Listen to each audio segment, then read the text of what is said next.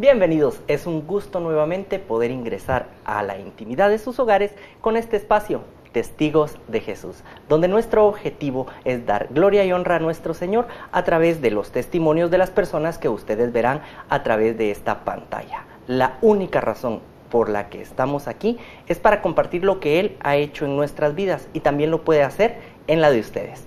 Hoy tendremos con nosotros a Anaí. Anaí nos viene a contar cómo ha sido su vida y cómo el Señor ha actuado en ella. Bienvenida, Anaí. Gracias, Jonathan. Pues yo felicitándote por este programa tan maravilloso, porque los testimonios arrastran, ¿verdad? Y eso es lo bueno para poder tocar el corazón y contar los milagros que Dios ha hecho en nuestras vidas. Y es que muchas personas pensarán, sí, Anaí, porque la vida para ella ha sido fácil y ha estado produciendo y ha tenido programas de televisión, pero muy poco nos damos cuenta que cada uno podemos ser factores de cambio y factor de testimonio de lo que el Señor Jesús ha hecho en nuestras vidas. Vamos a empezar por tu infancia, Anaí. ¿Cómo es tu nacimiento? Obviamente, ¿cómo te cuentan qué es tu nacimiento y cómo fueron esos primeros años en tu hogar? Bueno, pues imagínate, mi hermana me lleva 8 años, mi hermano me lleva 11. Me cuentan que ya mis papás estaban grandes, mi mamá sin paciencia.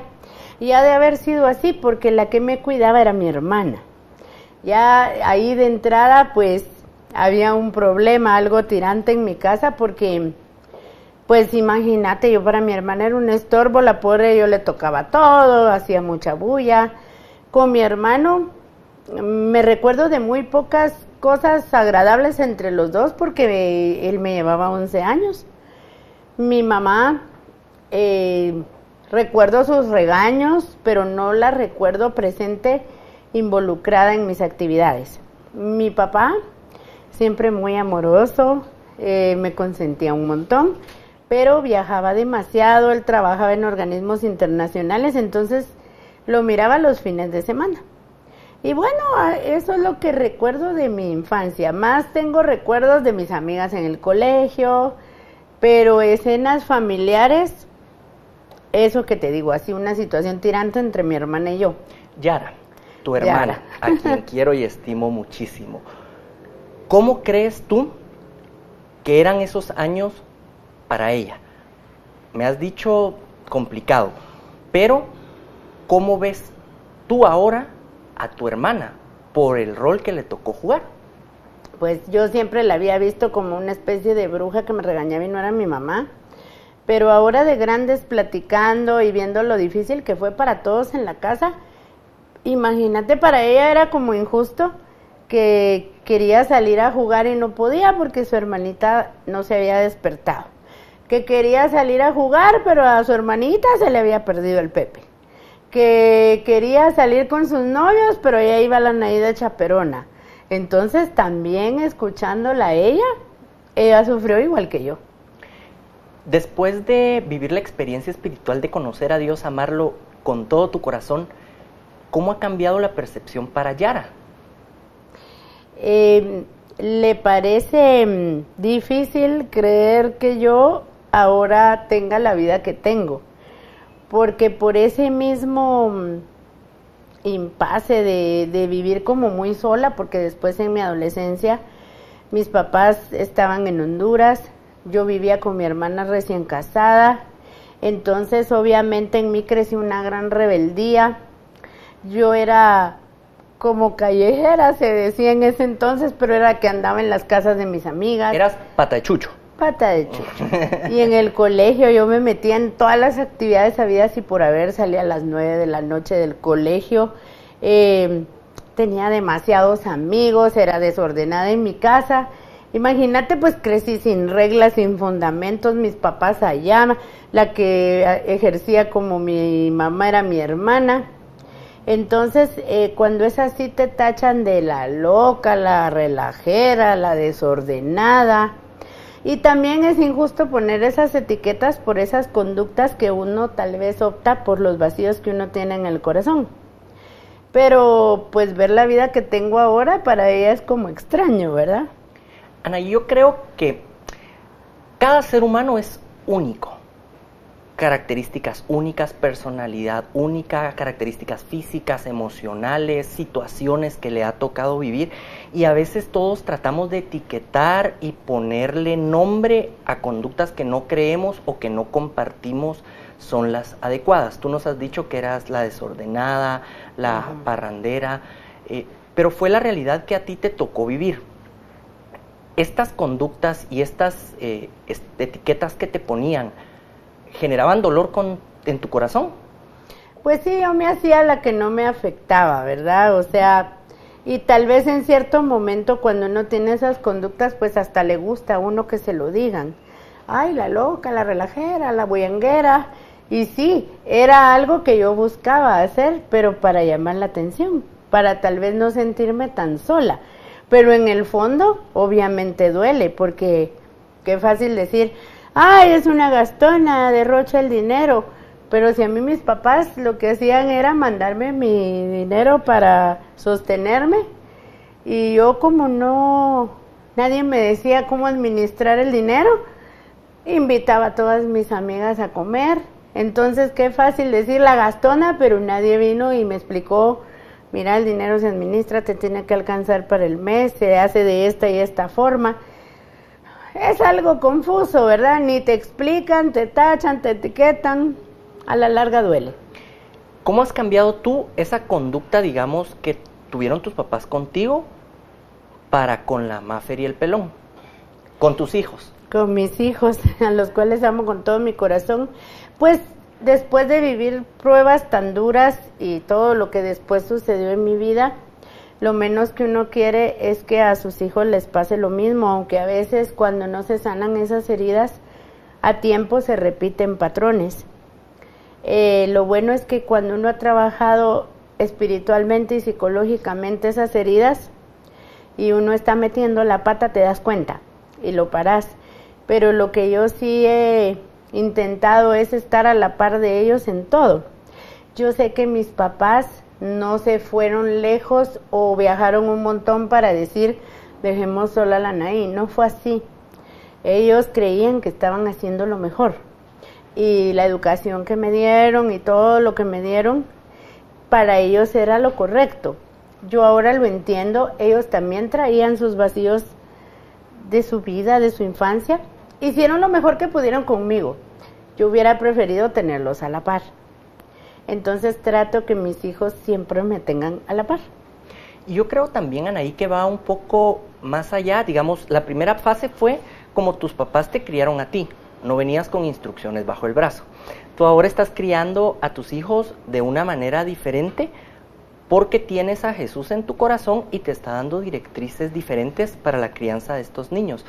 Pero me imagino que siempre ha de ser mejor para los papás si crían a esos niños dentro de un hogar donde el centro es el Señor Jesús, donde desde la niñez escuchan, viven, aman y dan a conocer al Señor Jesús en las vidas.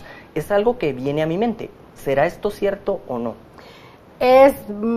Definitivamente es muy cierto. Tener a Jesús como centro en un hogar cambia todo, no importa qué situación difícil esté presente, qué tormentas se pasen, las pruebas más duras, todo va a ser diferente.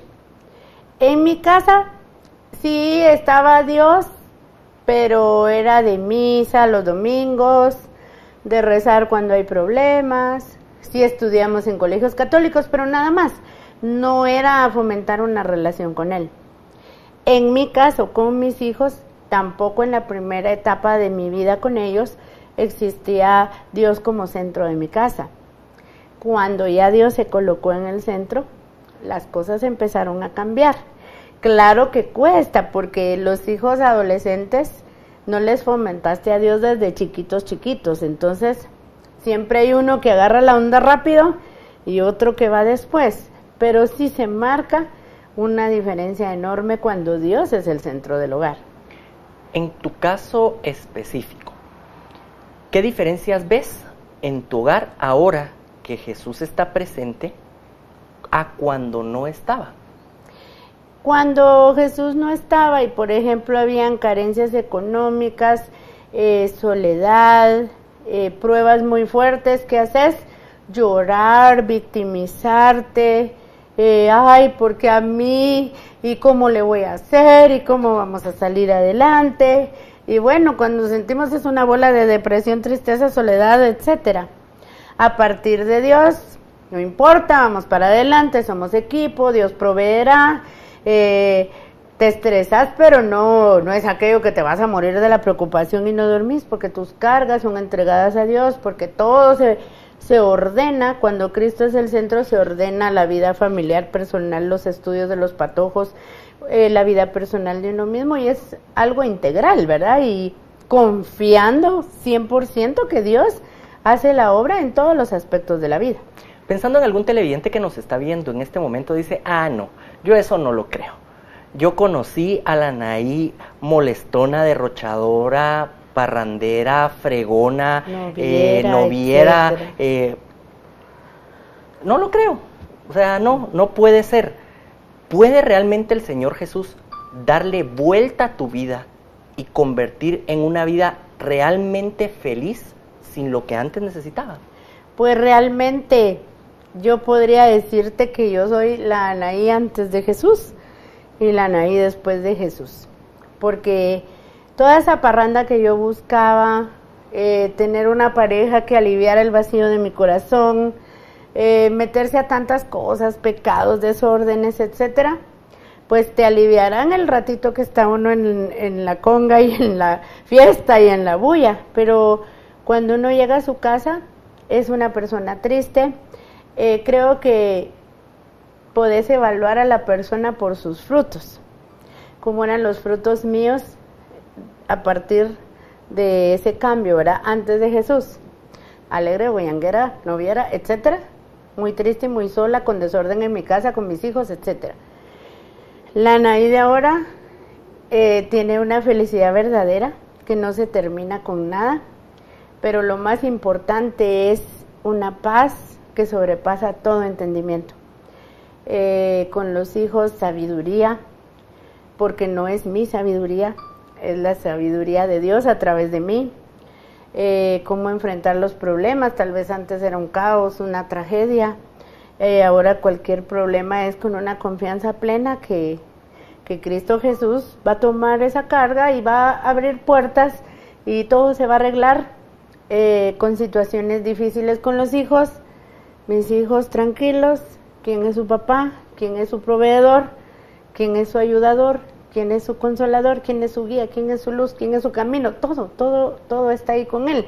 Mi papá es un rey, mi esposo es un rey, soy una princesa y por ende los hijos también. Entonces realmente pues es una felicidad de verdad, no se puede conseguir con nada, comprar con nada. Anaí, pero eso es muy fácil para ti porque tienes trabajo, porque has producido programas de televisión, porque tienes un hogar, porque tienes a tus hijos. Entonces, por eso tú hablas de esa manera. Pero eso no es igual y no funciona para todos los seres humanos. Podría alguien estar pensando en ese momento.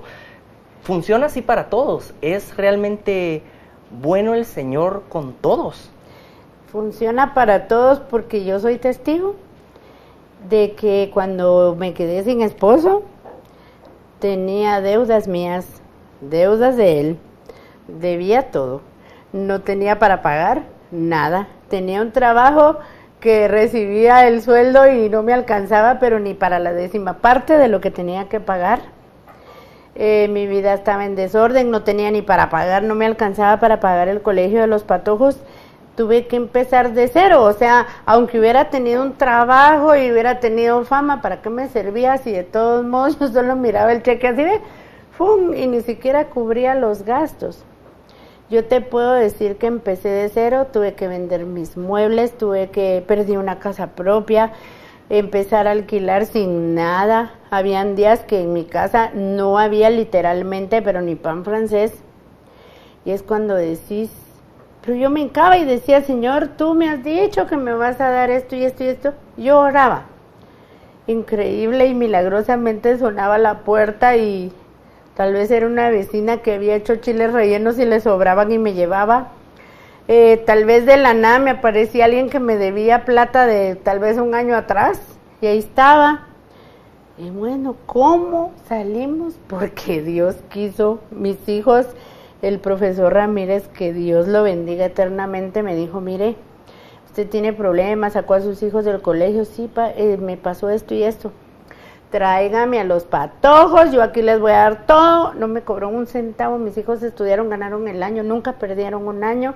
Y así te podría contar una lista de milagros que el Señor sabe. Y vamos a empezar a hablar un poco sobre esos milagros que Dios ha hecho en tu vida, porque muchas personas nos pueden estar viendo en este momento pasar por situaciones como las que hemos pasado y decir, pero es que Dios a mí no me oye, mi problema es más grande, los clavos que Anaí tenía son clavitos comparado a lo que yo tengo, pero realmente el problema de cada uno es grande porque es de uno, pero el poder y el amor de Dios es 10,000 veces más grande que cualquier problema que tengamos. El estudio de tus hijos, el profesor Rubén Alfonso Ramírez te apoyó, pero la crianza y la guianza de tus hijos, ¿quién te ayuda en ese proceso? Pues yo te puedo decir que es Dios conmigo, o sea, yo miro ahora, María Fernanda este año cierra carrera universitaria, Luis Carlos ya cerró, los dos trabajan, y yo digo, ¿cómo? Si en algún momento de caos en mi vida mis hijos podrían estar más perdidos que los perdidos, pero es cuando de verdad les rendís todo a Dios. Creo que tiene que haber un grado de humildad, porque también a veces uno no pide ayuda porque qué clavo, ¿qué van a decir? Imagínate si yo me hubiera puesto en el plan, ay sí, yo soy la productora, y ¿cómo voy a decir que estoy mal? Hay que botar el orgullo y decir, necesito ayuda. El primer paso para sanar cualquier cosa es decir, estoy mal, acepto que estoy mal y necesito ayuda.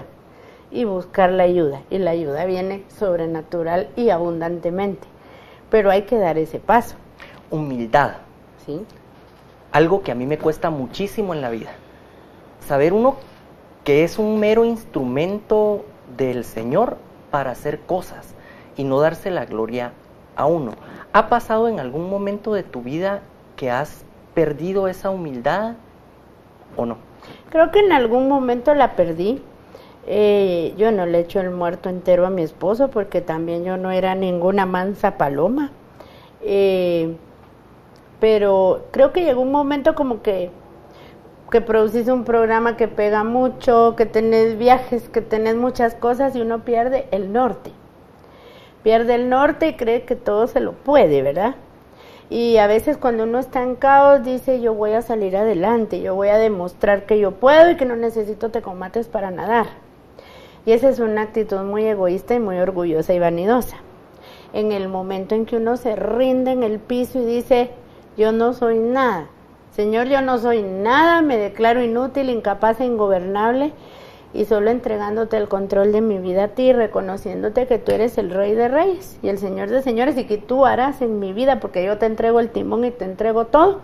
Ahí es cuando las cosas empiezan a suceder. Entonces, si tú estás en caos ahorita y dices, ay, que porque ella no sé qué, no, si tú te rendís y le entregas el control de tu vida a Dios, Él empieza a hacer y va a hacer cosas que no te puedes imaginar, maravillas. Esta rendición a Dios, este doblar rodillas, ¿es una cuestión que uno lo hace una vez o es una cuestión que uno lo debe de hacer 365 días al año? ¿Cómo funciona en tu caso?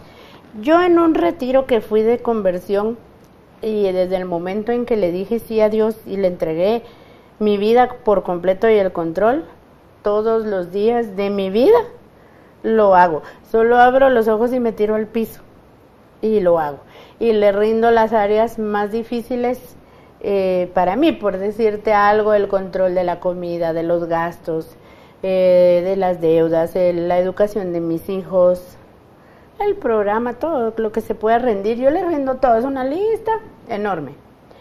Que es milagrosa esa lista, porque cuando tú empezás, tal vez rendís vicios, rendís personas y después vas viendo, ay, eso ya ni siquiera me afecta en mi vida, eso ya se terminó y la lista se renueva con otras cosas y cada vez como que el Señor va exigiendo más y tal vez después rendís la lengua, los chismes, los rumores, tal vez rendirse, sí, no criticar, y cada vez va cambiando, esa lista va cambiando, las rendiciones van cambiando, pero es diario. El Señor ha puesto ángeles en tu vida que te han ido apoyando. Nos has nombrado ya a 2, Yara y Rubén. ¿Qué otros ángeles recuerdas que han tocado con su testimonio específicamente tu vida? Bueno, está atrás de cámaras, pero no es por eso. Pero, por ejemplo, Ligia, para mí, Ligia Barrascut, creo que cuando yo me acababa de ir al retiro, ella llegó al programa por algo y entonces yo estaba como muy empatinada con todo lo de Dios y quería hacer un minuto para la familia, una cápsula que hablara de Jesús sin hablar directamente de Jesús, porque era un medio comercial. Y empezamos a trabajar ciertas cosas, pero yo en ella miraba siempre una sonrisa, una actitud diferente de vida, pero era porque tenía a Dios en su corazón. Entonces me empezó a presentar muchas personas que estaban en la misma onda de la iglesia, decía yo. Me jalaba vigilias, me jalaba muchas cosas en donde yo miraba que yo era feliz realmente. Yo decía, ay, cómo la pasamos de bien, y no había pero ni siquiera una cerveza. Cómo la pasamos de bien y yo ya no necesito una pareja de carne y hueso para estar feliz. Imagínate que atrás de ella conocí al padre Hugo Estrada, hasta estuve en un viaje donde él estaba, y yo decía, qué suerte poder conocer gente que tiene a Dios en su corazón, que de alguna manera me lo contagiaba enormemente. Y así entonces ya se va metiendo uno en ambientes diferentes, con gente diferente, gentes que tienen al Señor, y uno siempre quiere estar en ese ambiente, sentirse bien, y ya después uno mismo va creando otro tipo de amistades, y son ejemplos que uno dice, bueno, cuando yo sea así, ¿verdad? Empieza a decir uno, o cuando yo pueda servir al Señor, ay, si yo predicara, ay, si yo diera testimonio, y cuando uno siente, ya lo está haciendo uno también, ¿verdad? ¿Qué papel juega el Espíritu Santo en tu vida? Todo, yo sin Él no soy nada y con Él soy todo. Yo me puedo parar en una tarima y dirigirme a 1000 gentes si querés y hablarles de lo que sea, pero cuando yo me paro a hablar para el Señor, testimonio, prédica, lo que sea, ay, me tiembla todo, y ahí ya no soy ni la oradora ni la instructora del Carnegie, nada.